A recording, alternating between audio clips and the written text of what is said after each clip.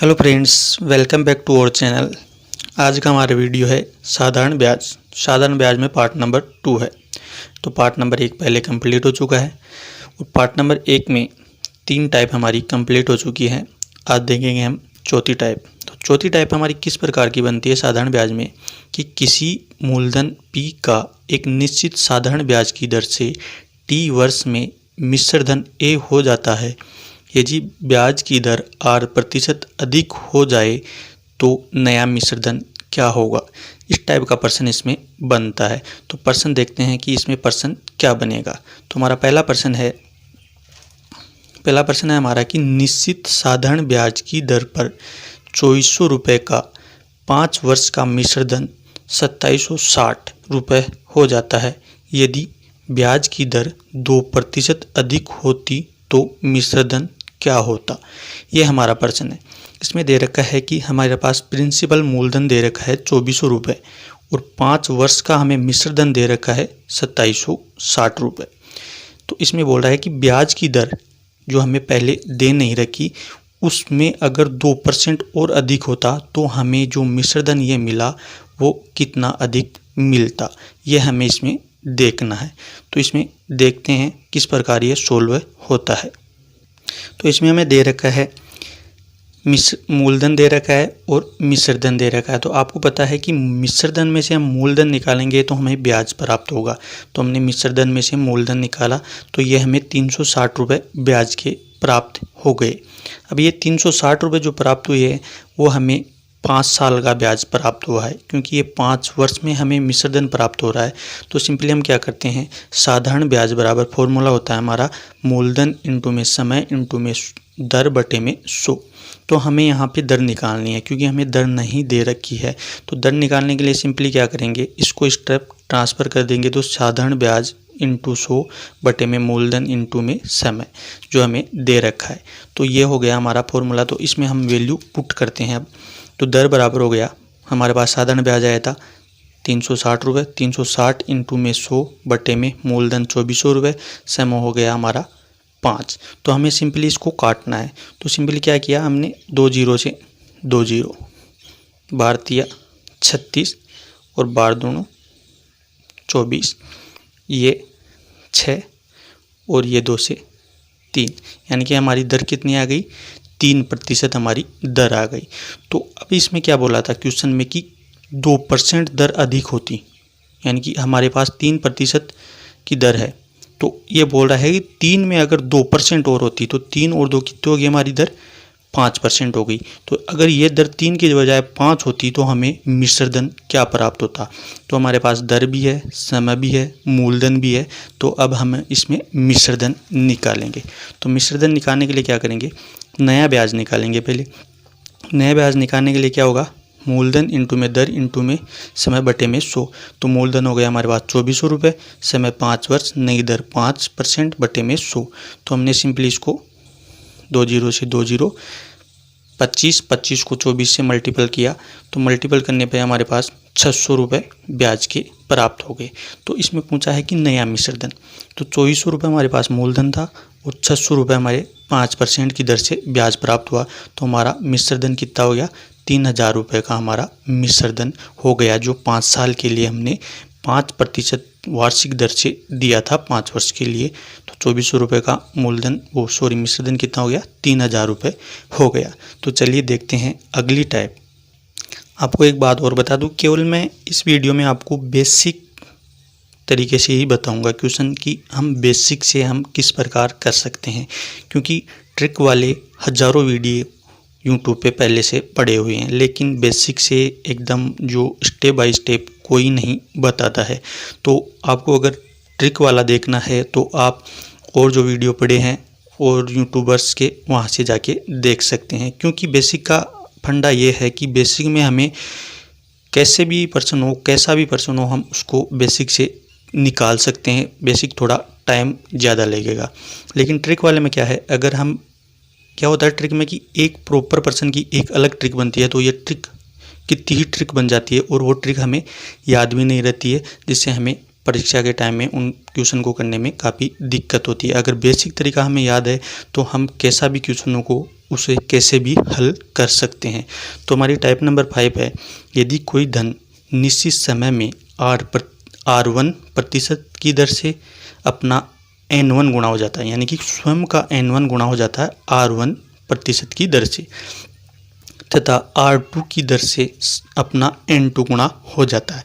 अगर इस प्रकार का प्रश्न बनता है तो हम उसको किस प्रकार हल करेंगे। तो हमें पहले प्रश्न देखते हैं। प्रश्न क्या है हमारा?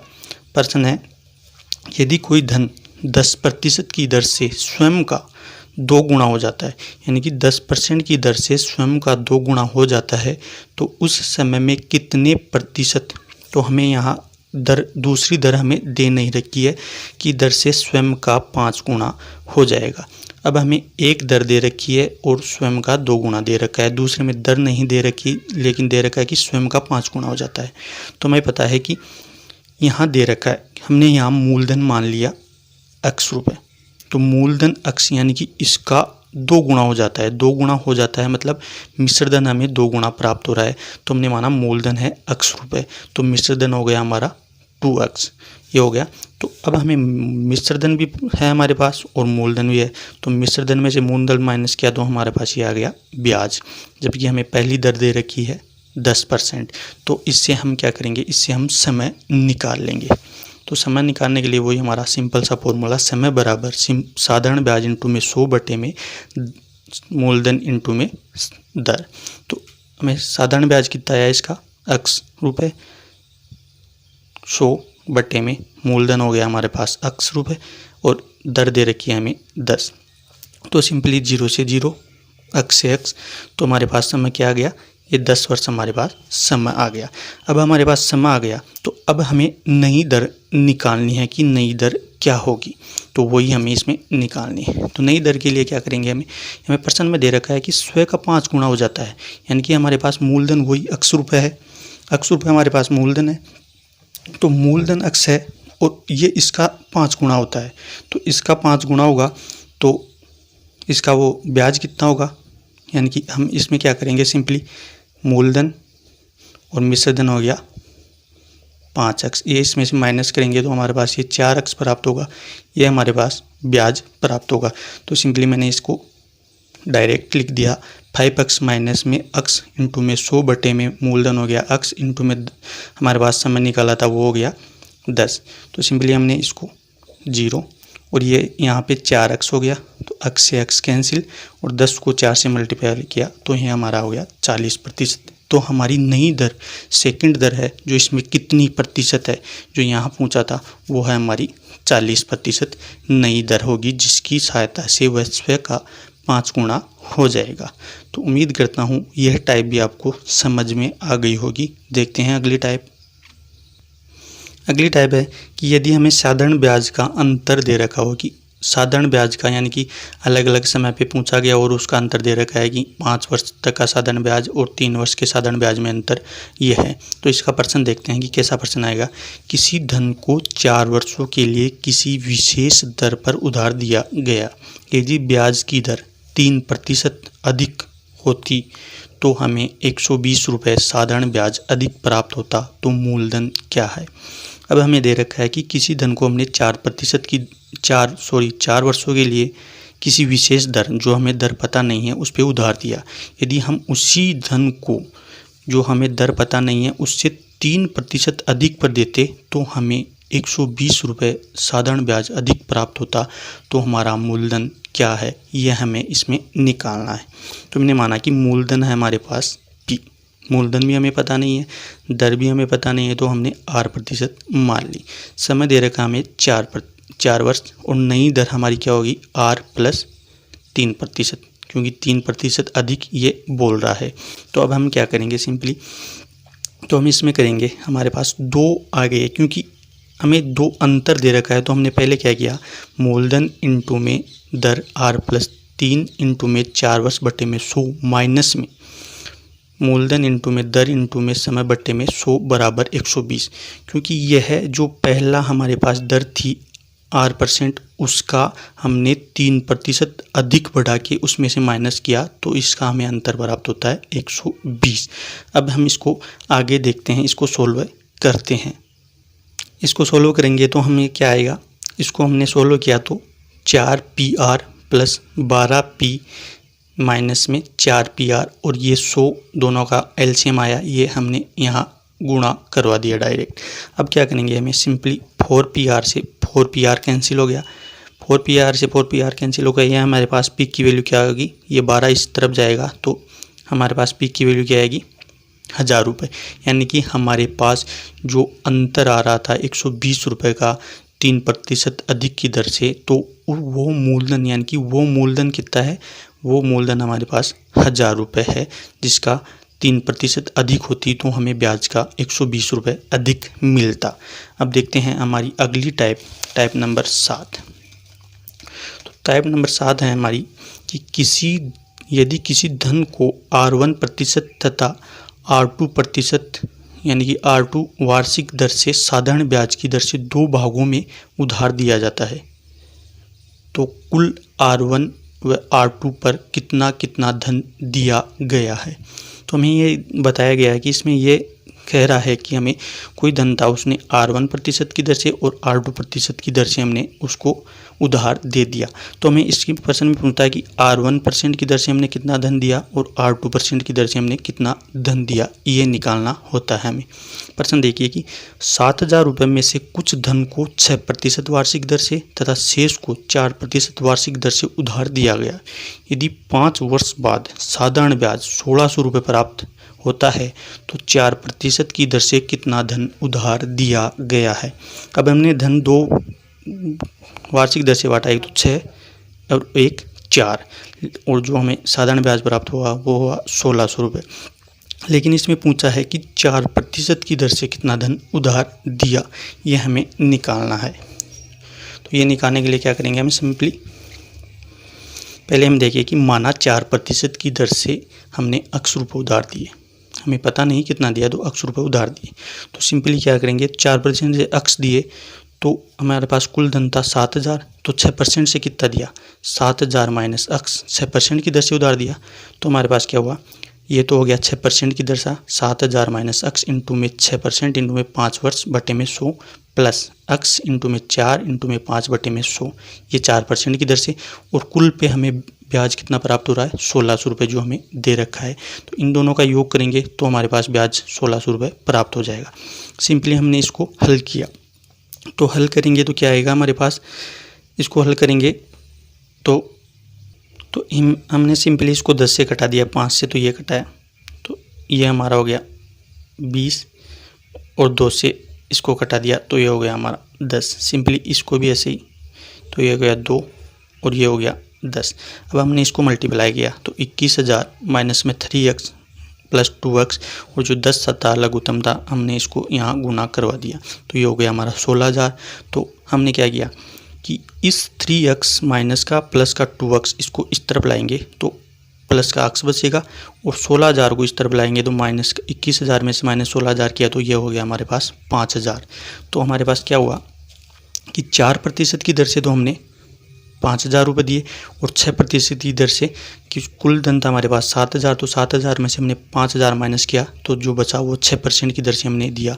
तो 6% की दर से हमने 2000 रुपये दिए और 4% की दर से हमने 5000 रुपये दिए। तो उम्मीद करता हूँ ये भी आपको अच्छी तरीके से समझ में आ गया होगा। टाइप नंबर 8 है, यदि कोई व्यक्ति ए मिश्र धन को n समान वार्षिक किस्तों में साधारण ब्याज 8% की दर से चुकाता है तो किस्त की राशि क्या होगी। यह है हमारा किस्त वाला प्रश्न कि हमें किसी व्यक्ति ने ए मिश्र धन लिया और n समान किस्तों में उसे चुकाता है 8% की दर से, तो किस्त की राशि क्या होगी, ये हमें इसमें निकालना है। तो हमारा प्रश्न है कि राम ने एक टीवी 6450 रुपये में खरीदा जिसे वह 5% साधारण ब्याज की दर से 4 समान किस्तों में वार्षिक किस्तों में चुकाता है, तो प्रत्येक किस्त का मान क्या होगा। यानी कि उसने 6450 रुपये में एक टीवी खरीदा, 4 समान किस्तों में उसे लौटाएगा 5% की दर से, तो प्रत्येक किस्त की राशि क्या होगी। तो हम इसमें ज्ञात करेंगे प्रत्येक किस्त की राशि किस प्रकार ज्ञात करेंगे हम कि राम द्वारा 4 वर्षों में 5% की दर से चुकाई जाने वाली राशि क्या है। तो हम इसमें सिंपली पहले मिश्रधन हम निकालेंगे। तो मिश्रधन कैसे निकालेंगे, मिश्रधन बराबर क्या होता है कि मूलधन प्लस में ब्याज, ये हमारा ब्याज का सूत्र है, तो ये ब्याज हो गया और मूलधन में हम ब्याज जोड़ देंगे तो हमारे पास मिश्र धन प्राप्त हो जाएगा। तो हमारे पास मूलधन कितना है, 6450 है और 6450 का हम ब्याज निकाल लेंगे 4 समान किस्तों में, यानी कि 4 वर्ष का ब्याज 5% की दर से हमने निकाला। तो ये 6450 का 4 वर्ष का 5% की दर से 1290 रुपये ब्याज हो गया। तो 6450 में से 1290 जोड़ा तो हमारे पास हो गया 7740 रुपये। उसे कुल राशि 7740 रुपये चुकानी होगी, यानी कि 6400 था लेकिन वो किस्तों में लेने के कारण उसे 7740 रुपये चुकाने होंगे। ये ब्याज की राशि अलग उसे चुकानी होगी। अगर वो किस्तों में नहीं लेता तो ये ब्याज की राशि उसे चुकानी नहीं पड़ती, लेकिन किस्तों में लेने के कारण ये उसे चुकानी पड़ रही है। अब देखते हैं कि प्रत्येक किस्त की राशि क्या है। तो हमें दे रखा है कि माना प्रत्येक किस्त की राशि हमने मान ली X रुपये है, तो 4 किस्त प्लस, तो हमारे पास दे रखा है कि 4 किस्त प्लस 4 किस्तों पर ब्याज उसे कुल 7740 रुपये चुकाने हैं। तो उसने पहली किस्त चुकाई, पहली किस्त चुकाने का मतलब है कि उसने X रुपये चुकाए और जो किस्त हमें तय कर रखी थी और उस पर ब्याज कितना चुकाया। तो ये तो किस्त है और ये किस्त पे ब्याज है पहली किस्त का, ये दूसरी किस्त और दूसरी किस्त पे ब्याज, ये तीसरी किस्त और तीसरी किस्त पे ब्याज, चौथी किस्त वह ऐसे ही चुकाएगा। चौथी किस्त देने के बाद उसे ब्याज नहीं चुकाना पड़ेगा, क्योंकि चौथी किस्त देने के बाद उसे सारी किस्त पूरी हो जाएगी, तो उसे चौथी किस्त पे ब्याज चुकाना नहीं पड़ेगा और वह इस प्रकार कुल 7740 रुपये चुका देगा। अब हम सिंपली इसको हल करते हैं, 1x 2x 3x और 4x। तो ये हो गया हमारा 4x और इसको हमने किया 15x plus 10x plus 5x बराबर में हो गया हमारा 30x बटे में 100 बराबर में 7740। तो हमने इसको किया LCM लिया तो 400x प्लस 30x बराबर 430x और 100 को हमने यहाँ मल्टीप्लाई करा दिया। मल्टीप्लाई कराने के बाद हमें x की वैल्यू यहाँ निकालनी है। तो x की वैल्यू निकालेंगे तो 7740 इंटू में 100 बटे में 430। तो सिंपली हम इसको 0 से 0 और ये इससे 18 बार कट जाएगा।